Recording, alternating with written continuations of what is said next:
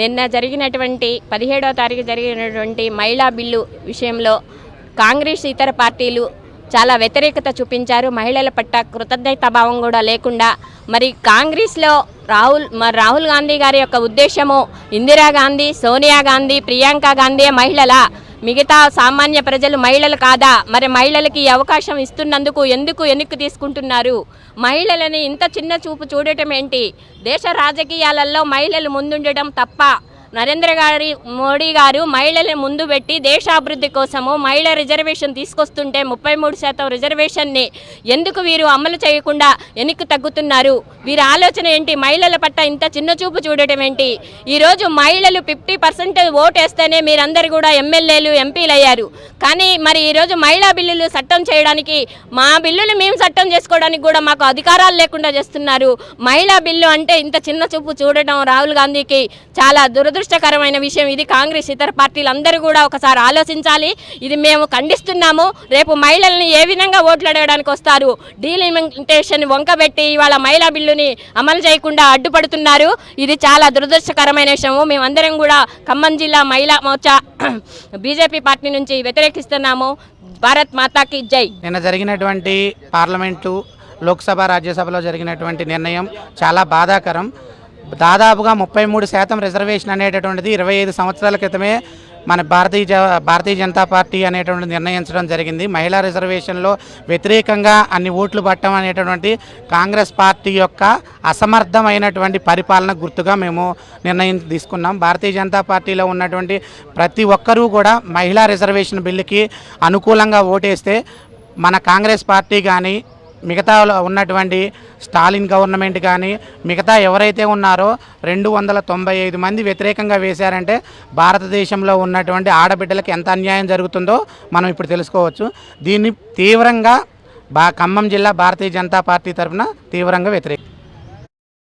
మాతృమూర్తులందరూ కూడా సిగ్గుతో తలదించుకోవాల్సిన రోజు తీసుకొచ్చిన కాంగ్రెస్ ప్రభుత్వాన్ని ఎలా దూషించాలంటే, ముందు రోజుల్లో వాళ్ళకి ఓటు అడిగే హక్కు కూడా లేదు. ఆ రోజు ఓన్లీ 2023లో మహిళల చేత ఓట్లు వేయించుకోవడం కోసం 50% ఓటర్గా ఉన్న మహిళల్ని ఓట్లు వేయించుకోవడం కోసం ఆ రోజు బిల్లుని సపోర్ట్ చేశారు.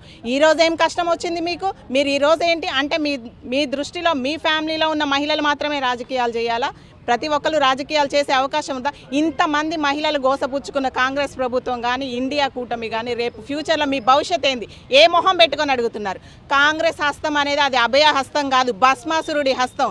ఈరోజు ప్రతి మహిళ నెత్తిలో కూడా ఒక భస్మాసురుడి హస్తంలాగా పెట్టి ఒక శాసిస్తున్నారు. మహిళలు అనేది రాజకీయాల్లోకి రాగొద్దండి అంటే ఇప్పుడు మీరు చేసిన చేసిన తప్పిదము వల్ల ఎంతమంది మహిళలు దగ్గర 150 మంది ఎంపీ సీట్లు మహిళలకి రాకుండా పోయాయి.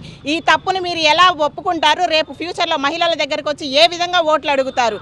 మహిళలందరికీ కూడా ఒక్కొక్కరికి చేతులెత్తి దండం చెప్తున్నాను. ఎవరైతే మీ దగ్గరికి వచ్చి ఓటు అడుగుతారో చెప్పు తీసుకొని కొట్టండి, చంప పెట్టున వేయండి. ఈరోజు మహిళలకి సపోర్ట్ చేయనోడు రేపొచ్చి ఎట్లా ఓటు అడుగుతాడో చూద్దాము. ఇది ప్రతి ఒక్క ఇంటికి చేరాలి. ప్రతి ఒక్క మహిళ కూడా 50% ఓటర్లుగా మనందరం ఉన్నాము. ఎందుకు మనకి సపోర్ట్ చేయరు అంటే మనం రాజకీయాలు చేయకూడదా? వీళ్ళు మాత్రమే చేయాలా? రాజకీయ నాయకులు అంటే ఇందిరాగాంధీ, ప్రియాంక గాంధీ, వీళ్ళు సోనియా గాంధీ వీళ్ళు ఉంటేనే సరిపోతుందా? ఎక్కడో దేశంలో పుట్టిన మీ అమ్మగారు వచ్చి ఇక్కడ రాజకీయాలు చేసుకోవచ్చు. ఇండియాలో పుట్టిన మాకు మాత్రం అవకాశం లేదా? ఇదెక్కడి న్యాయం? రాహుల్ గాంధీ, ఇకనైనా నువ్వు నెక్స్ట్ వచ్చినప్పుడు నువ్వు సపోర్ట్ చేయకపోతే మహిళలందరి చేతిలో చెప్పు దెబ్బలు తింటాం. కాంగ్రెస్ ప్రతి కార్యకర్త, ఇక్కడ కూడా ఒక ఎంపీ ఉన్నాడు. రేపు ఏ మొహం పెట్టుకొని తిరుగుతాను? ఖమ్మం జిల్లాలో రామసాయం గారు రేపు ఏ మొహం పెట్టుకొని తిరుగుతారు? అక్కడనేమో మీరు మాకు వ్యతిరేకంగా చేస్తారు, ఇక్కడికి వచ్చేమో మేము ఆడపిల్లలకి చేస్తాము, మేము అందరికీ మంచి చేస్తాము అని చెప్పేసి అందరికీ మంచి చేస్తామని చెప్తారు. ఎట్లా చేస్తారు? 3 మంత్రులు ఉన్నారు. రేపటి నుంచి తిరగండి, ఖమ్మంలో ఎట్లా తిరుగుతారో చూస్తాం. కోడిగుడ్లు పడతాయా? ఇల్లు ముట్టడి చేస్తామా? ఖచ్చితంగా చేస్తాం. మిమ్మల్ని ఎట్లా అంటే రోడ్ల మీదకి రాకుండా చేస్తారు. మా అక్క చెల్లెలందరికీ కూడా దండం పెట్టి విజ్ఞప్తి చేస్తున్నా, మనల్ని మోసం చేసేవాడిని ఎవరిని రాజకీయం చేయొద్దు, చెయ్యనీయకూడదు కూడా. ప్రతి ఒక్కరు గుర్తుపెట్టుకోండి, మహిళలందరూ గుర్తుపెట్టుకోండి. ఈరోజు జరిగిన దాన్ని ప్రతి ఒక్కరు గుర్తుంచుకొని ఏ ఒక్కరికి కూడా ఓటు వేసే అవకాశం వచ్చినప్పుడు చెప్పుతాం. ఎక్కడైతే మాతృమూర్తిని పూజించబడుతుందో అక్కడే గౌరవం ఉంటుంది. ఈరోజు వాళ్ళు మనల్ని పార్లమెంటు సాక్షిగా అవహేళన చేస్తున్నారు. మనం ఎందుకు మర్చిపోవాలి? గుర్తుపెట్టుకుందాం. ప్రతి ఒక్కరు అవకాశం వచ్చినప్పుడు దీన్ని సమాధానం ఖచ్చితంగా చెప్తాం.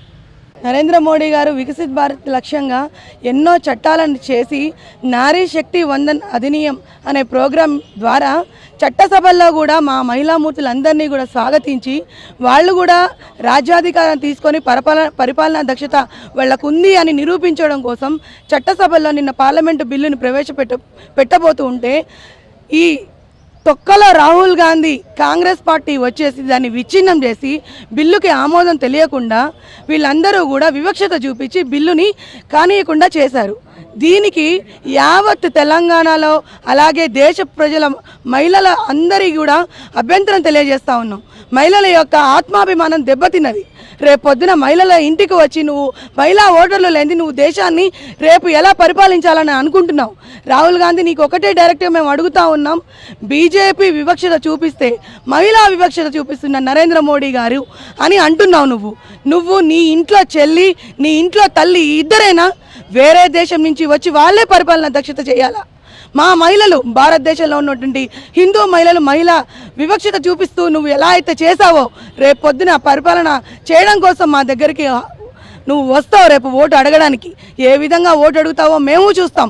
ప్రతి ఒక్క అక్క చెల్లి మాతృమూర్తి నీ ఇంటి మీద నీ వాకిలి మీద అలాగే నీ పార్టీ మీద చెప్పు దెబ్బలతో మేము రెడీగా ఉంటాం వేయడానికి. గుర్తుపెట్టుకో, ఈరోజు మమ్మల్ని ఈ విధంగా ఇబ్బంది పెట్టి మమ్మల్ని మానసికంగా ఇంత క్షోభకు గురి చేసిన రాహుల్ గాంధీ, నువ్వు ఎక్కడున్నా కానీ నీ బూడిద నీకు నూకలు చెల్లిపోయినాయి. నువ్వు త్వరలోనే ఈ ఎన్డీఏ కూటమి ద్వారా మా అందరినీ కూడా ఇంత మానసిక క్షోభ పెట్టిన నీకు నూకలు చెల్లిపోయాయని మేము భారతీయ జనతా పార్టీ నుంచి గట్టిగా చెప్తా ఉన్నాం. జై శ్రీరామ్, జై బీజేపీ.